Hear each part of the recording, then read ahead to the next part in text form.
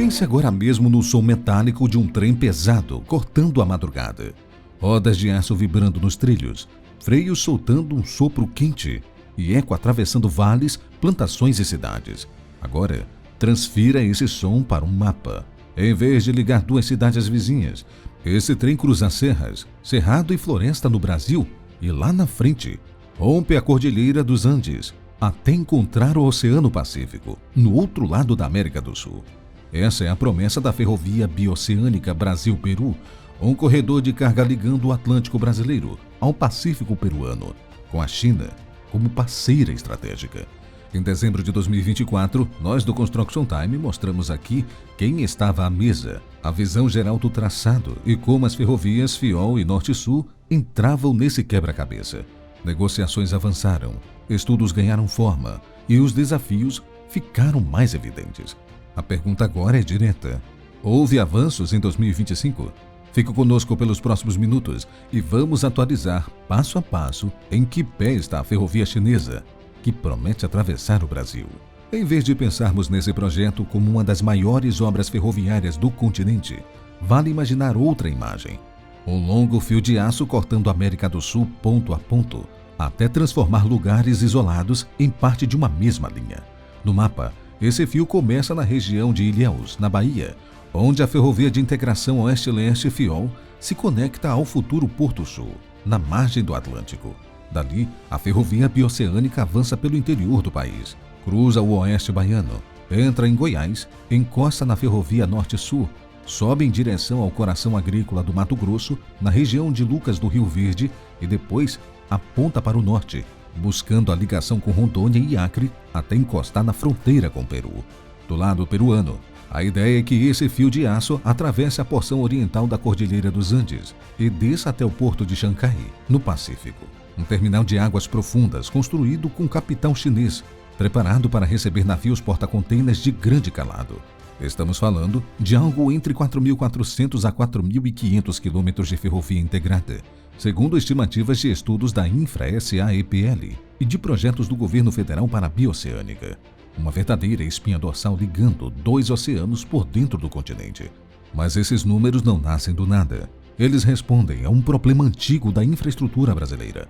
E para entender por que essa ferrovia ganhou tanta atenção, a gente precisa voltar um pouco na história e olhar a motivação real por trás do projeto. A raiz de tudo é um paradoxo que persegue o Brasil há décadas. Um país de grandes dimensões continentais, grande exportador de commodities, mas que ainda depende de forma desproporcional de rodovias longas, congestionadas e caras para levar sua produção até o litoral. Quando você abre o mapa ferroviário nacional, fica claro que algo não fecha. A malha existe, mas é fragmentada, com grandes buracos justamente nas regiões que mais crescem em produção agrícola, como o norte de Mato Grosso e parte do centro-oeste. Resultado: caminhões percorrem milhares de quilômetros até portos como Santos, Paranaguá, Itaqui ou Arco Norte, encarecendo cada tonelada exportada e aumentando a vulnerabilidade logística do país. Ao mesmo tempo, o comércio com a Ásia explodiu. A China se consolidou como o principal parceiro comercial do Brasil, comprando grãos, minério, carne e celulose. Só que a rota tradicional pelo Atlântico, Canal do Panamá ou Cabo da Boa Esperança, é longa, sujeita a gargalos e mais cara. Logo, um corredor bioceânico ligando o interior brasileiro a um porto do Pacífico encurta caminho, reduz tempo de viagem e tira a pressão de rotas saturadas. Antes de se falar em ferrovia chinesa atravessando o Brasil, veio o diagnóstico: integrar o que já existe ou está em obra. FIOL na Bahia, FICO no Centro-Oeste, Ferrovia Norte-Sul como eixo longitudinal e os corredores rodoviários BR-364 e BR-317, que hoje fazem a ligação com o Peru. Do lado chinês, a logística é estratégica. Conectar um porto no Pacífico diretamente às áreas produtoras brasileiras reduz dias de viagem e aumenta a segurança das cadeias globais. Em 2024, isso ainda era a visão geral. A atualização de 2025 marca a virada em que esse discurso começa a ser traduzido em estudos formais, prazos e responsabilidades. Mas o que avançou nesse sentido? Em 2025, o projeto Brasil-Peru da Bioceânica deu um passo importante ao sair da conversa genérica e entrar num programa formal de estudos. Brasil e China assinaram um memorando de entendimento de vários anos, envolvendo Infra SA e institutos de planejamento ferroviário chinês, com foco em avaliar a viabilidade técnica, econômica e ambiental de um corredor ferroviário, ligando o litoral da Bahia ao porto de Xangai, no Peru. Aqui, vale destacar que não se trata de uma obra em andamento, tampouco uma especulação. É um projeto que fica degrau acima do mero discurso político. Só que à medida que estudos avançam, os entraves também ficam mais nítidos, muito mais nítidos. O primeiro grande desafio é o geográfico e geotécnico.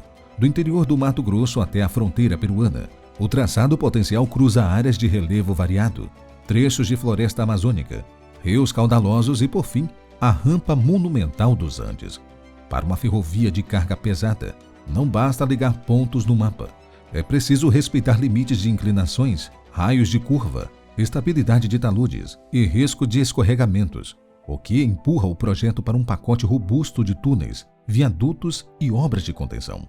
O segundo entrave é ambiental e social. Parte do corredor atravessaria biomas sensíveis, áreas de preservação e territórios de comunidades tradicionais e povos indígenas. Isso implica licenciamento de alta complexidade, consultas prévias, programas de mitigação e, possivelmente, revisões de traçado para evitar zonas mais críticas. Ou seja, qualquer erro aqui significa atrasos de anos, judicialização e custos adicionais pesados. O terceiro desafio é econômico e regulatório. Uma ferrovia nesse porte exige investimentos na casa de dezenas de bilhões de reais.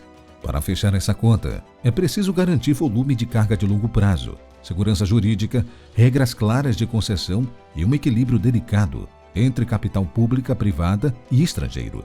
Sem isso, o risco é o projeto virar uma soma de intenções sem capacidade de chegar ao canteiro de obras.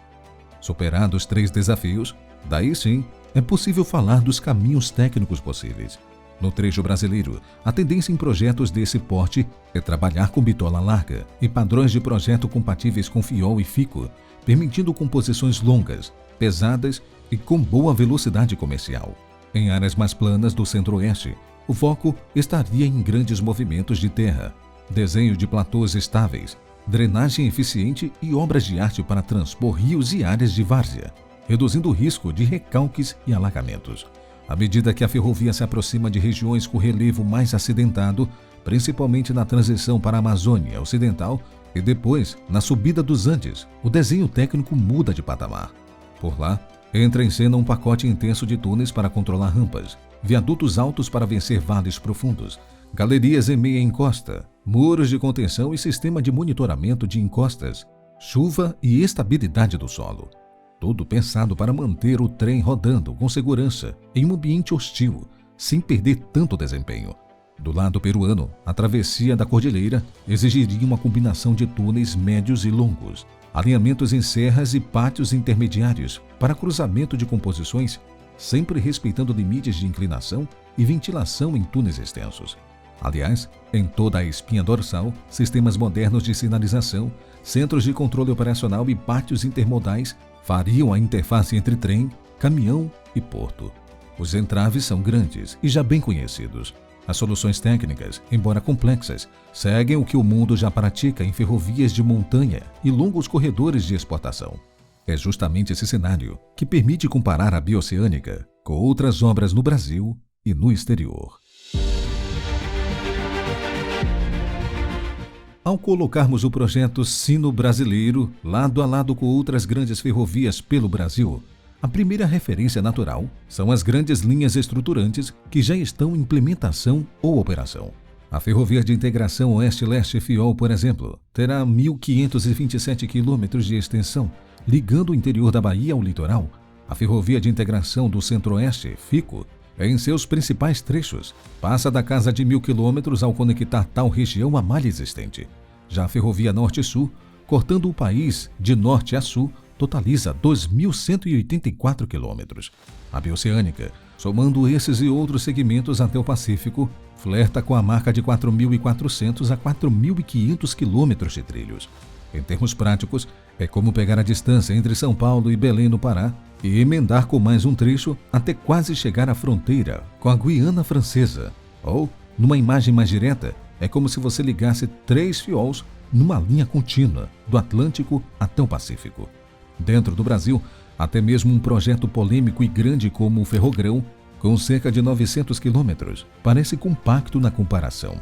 Ela é importante como corredor específico de grãos, mas a ferrovia transoceânica joga em outra escala. É um eixo que não só escoa carga, como conecta vários desses corredores entre si. No cenário internacional, a Bioceânica Brasil-Peru entra na mesma categoria de megacorredores que a ferrovia Qinghai-Tibete na China.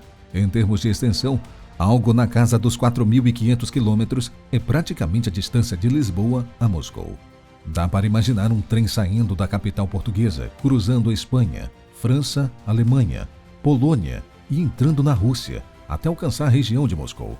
Essa é a ordem de grandeza da ferrovia que se discute hoje entre Brasil, Peru e China.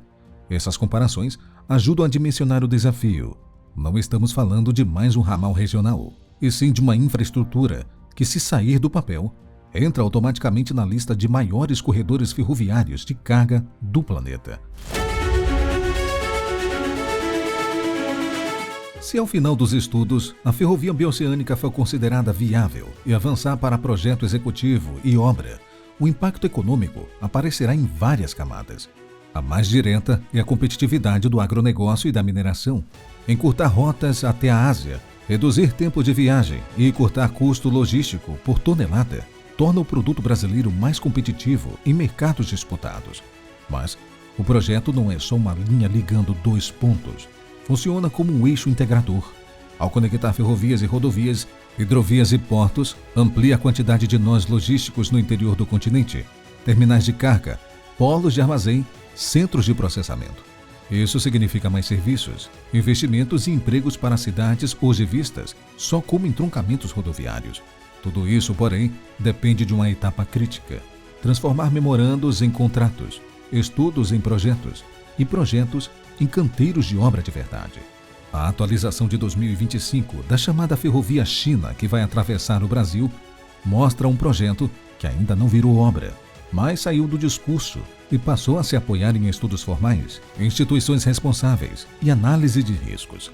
De fato, essa é ainda uma aposta de alto custo, alto risco e alto impacto, que só pode virar trilho real com um processo longo, técnico e bem organizado. Obrigado por ter assistido este vídeo até aqui. O que você acha dessa grande ferrovia sendo construída aqui no Brasil, com direções da China? É viável para a população brasileira? Sendo sim ou não, deixe aqui nos comentários. Farei questão de ler todos eles. Eu vou ficando por aqui. Um forte abraço e até o próximo vídeo.